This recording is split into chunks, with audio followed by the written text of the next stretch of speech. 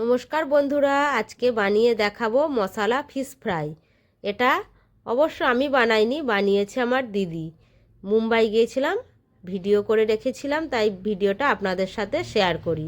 চলুন, এখানে কিছুটা তেলাপিয়া মাছ নেওয়া হয়েছে। সেই মাছটা ভালো করে কেটে বেছে ধুয়ে নুন হলুদ মাখিয়ে রেখে দেওয়া হয়েছিল।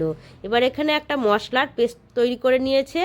আদা, রসুন, কাঁচা লঙ্কা, ধনেপাতা সব একসাথে পেস্ট করে নেওয়ার পর একটু নুন দিয়ে দিয়েছে, মশলাটায় দিয়েছে একটু হলুদ গুঁড়ো আর মালবনি মশলা। এই মশলাটায় জিরে, ধনের গুঁড়ো, তারপর গরম মশলা, সমস্ত রকম মশলাটা মিক্স করা থাকে। মশলাটার দারুণ টেস্ট হয়।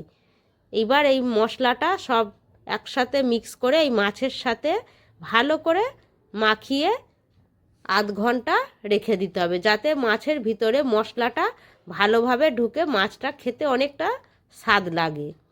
এই দেখুন, এইভাবে এটা আধ ঘন্টা চাপা দিয়ে রেখে দেব। এবার এদিকে কড়াই বসিয়ে দিয়েছি, তেল গরম হয়ে গেছে। এবার এক এক করে মাছগুলো উল্টে পাল্টে গ্যাসের আঁচটা কম রেখে ভেজে নেব। গ্যাসের আঁচটা কম রেখে ভাজতে হবে, তা নাহলে উপরটা ভাজা হয়ে যাবে, ভিতরে মাছগুলো কাঁচা রয়ে যাবে।